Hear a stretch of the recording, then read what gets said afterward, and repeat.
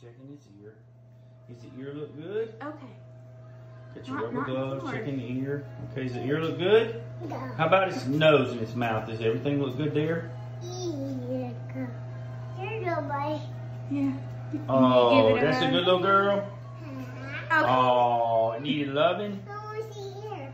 You see its ear? You checking his ear again? And you are a thorough vet. Okay, go, buddy. Okay, Okay, all right. be nice. All right, be nice to the puppy. Check it. Oh, how sweet. What's he doing? Is it a good Oh, doggy? you want to see its booty? It's good. Are you checking his tail? She's checking his tail and his booty. Oh, you checking all that with your rubber glove? Ooh. Ooh. I think you better take your glove off. Yeah, that's pretty gross. Go throw that in the trash. I'm not going to throw that in the trash. Yeah, go throw that Go one. throw that one in the trash, baby. What a goober. Over here. Hey, guys and girls. It's David with Beagles on Fire. And this is my sidekick, Avery. You've seen her in some videos before where we've run the rabbits and everything. But she's going to help me do one of my other kind of videos today. So, you know, I come on here and sometimes I talk about different things that I've gained from, you know, just doing stuff with dogs and how we can compare those to life's lessons. And one thing that has really been an inspiration and really has caused me to make some changes in my life is the addition of grandkids into my life has really made a difference. And between my wife and I, we have 12 grandkids currently, and we have another one on the way. Can't wait to meet that little girl that'll be here. She's 25 weeks along now, and we can't wait till Bernie has her first baby. But with Avery, she's out of all of them, she's the only one who lives here with us. So every Thursday night, which is tonight, Avery's been spending the night with Pops and Mimi. Do you like spending the night with Pops and Mimi? Yeah, Mimi. She loves her Mimi. What I wanted to tell you is when, you know, I do a lot of training of young dogs. And the young dogs, you see their light bulbs click at different times on certain things. Like, you know, when you take them out to run them and they don't have a clue that you're trying to get them to come to you, and you use the little, you know, tone button a lot, and then you hit the shock collar and they start to understand to come on to you, or, you know, maybe they get away from you for a minute and they whine, and or maybe they're gone. I've had some that are gone for a little period of time, and you're trying to locate them and bring them back. It's a lot easier now with the GPS collars, but when you don't have a GPS collar on one, maybe it's too small for the GPS collar to fit it, and you have the regular trash breaker on it or something, and you tone it, you bump it, you hear it, and maybe it's way off somewhere. And sometimes it doesn't even know it's in danger, and sometimes it's just barking because it's lonely and wonders where you're at, where the rest of the pack went, so it'll cry out.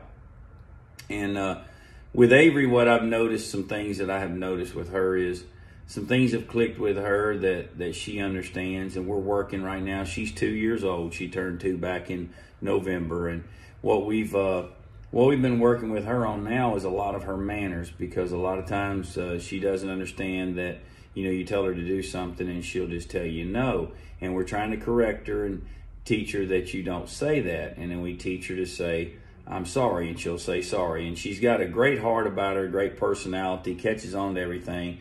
And she calls the dogs now with me, as you've seen in some of the videos and different things like that. But one of the things that she does a lot of times is she will be standing somewhere and she will say, Pops, pick up. Pops, pick up. And she means that she wants Pops to pick her up. That she wants a hug, she wants to sit in Pop's lap, she wants to get on Pop's shoulders. You know, and I thought about that, and that is a picture of us as what we should be as children of Christ, is sometimes we just need to look up and say, basically, Dad, pick me up. I can't do this. I'm tired. I need somebody to carry me, hold me, do something with me. Right now, Avery's dependent on us to do most everything for her. You know, she can't obviously drive yet.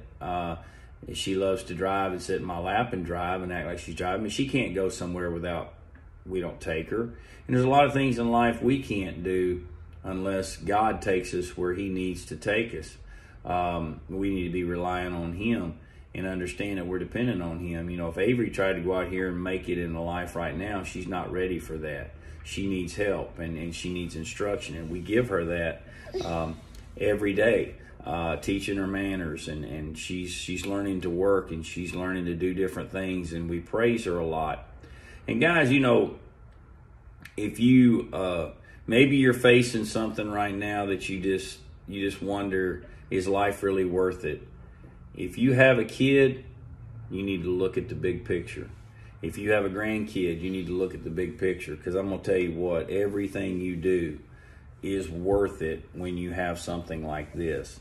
This is life's treasures here. This is the things that mean the most to you on earth. And you have to leave them a legacy. And I hope that one day that Avery will know that Pop's left her a legacy. That's more important than any money or financial things you can do for him, is leave him a legacy. And you say, well, David, what are you talking about, a legacy? You need to leave him a legacy of memories, of things that you've done with them. Some guys are way too serious most of the time, and don't understand that, you know, sometimes it's great to be a kid again. I think my grandkids are going to grow up and they're going to think I was just one of the grandkids. I think they're going to think he was crazy and he was funny and he laughed a lot and he played a lot, because I cut up with Avery all the time, and we do a lot of things together in the car. We make faces back and forth and do all kinds of silly stuff, and we have not pushed any of this outdoor stuff on her, but she has taken to it because that's what we do.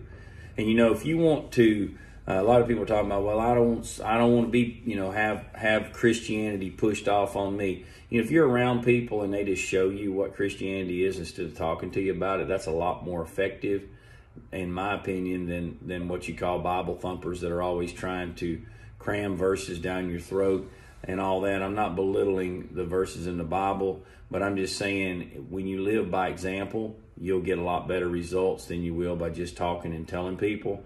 And you know, that's some other points that you have when you have grandkids or kids.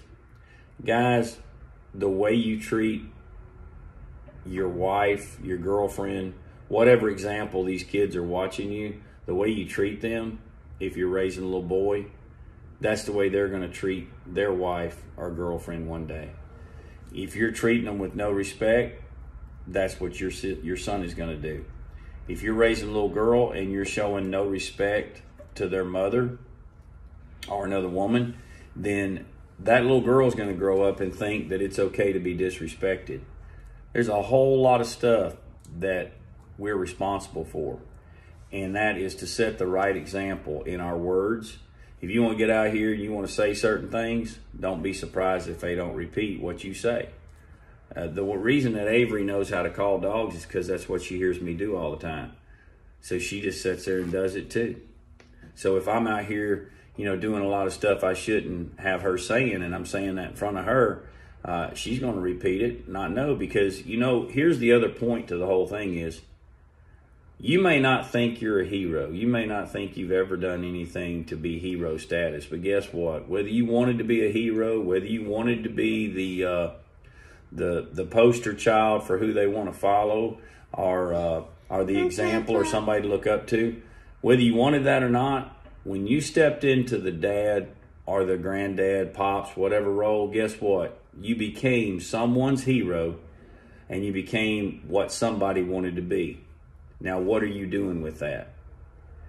If they're going to be like you, is that a good thing? Or is that oh no, please, don't turn out like me. Don't be like me. We're responsible for all that, with what we do with these babies. Their minds are innocent. You want to talk about some of the hot topics that have been around for a long time, like racism. This little girl doesn't know anything about that. She's too young. If you put a white baby with a black baby, Mexican baby, any other ethnic group, guess what? They don't know there's anything wrong with the other person. You know why? Because there's not. And that's the problem is people take innocent minds like this. I understand you want to go, just a minute, baby. People take innocent minds and they pollute them. And they make these kids grow up to have things in their life that they really shouldn't have. In some ways, kids are far more mature than adults are. They just accept somebody for what they are. They accept another kid as another kid. We need to accept one another as just another one of God's creations, because that's what we are. Sure, there's good and bad and all. It's just like dog bloodlines. You know, I hear people say, well, what do you think about such bloodline? You know, there's good and bad in all of them. You can't judge one bloodline based on, you know, one dog you've seen. You can't judge one color, whether it's red tick, blue tick, black and tan, or what. You can't judge it. Hang on, baby, just a minute, okay? You can't judge that based on one incident. If I ran a blue tick one time and it was no good, I said, well, there's no good blue ticks out there. That's a closed-minded person. You can't be that way. You got to keep these babies open-minded. Keep them positive and tell them that they can turn out to be something, and that they will be something, and that you love them. Don't be scared to say I love you, because when you tell them you love them, it gives them security, and they know what true love is. Because trust me, guys, one day, somebody's going to tell your daughter or granddaughter they love them. You hope that they know what that is supposed to mean, and not fall for some slick person with some bad intent on their mind. But I just wanted to make a short video, because we got a short attention span, and just ask you the following questions.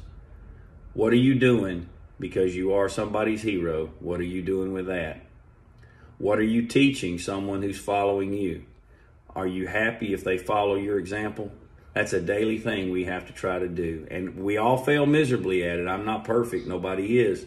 And you're not going to be perfect either. But you just try to always set forth the right example. Just like we train dogs, we want them to turn out right. It's most important that we make these turn out right. So I hope that you've been blessed by this, and I hope that you'll take time today to hug those that are dear to you. If you've got grandbabies, love on them, spoil them right, and hand them back to mom and dad, because somebody's got to spoil them. It might as well be us, right? And if you're the father, take good care, because I remember a little red-headed girl not so long ago, actually 2 of them, but the first one and then the second one. I remember 3 little redhead kids that were this age, and it just seems like it was yesterday. Time goes by so quick, and I wish I could go back and redo some things that I messed up. So I hope that you're having a good day and that you're doing the right thing. And remember, be their hero, and do what you need to do so that they turn out right. Let them know you love them, and take the time and set the right example in the areas that we need to set the right example in. And teach them that it's a good thing to love your country, and it's a good thing to love God.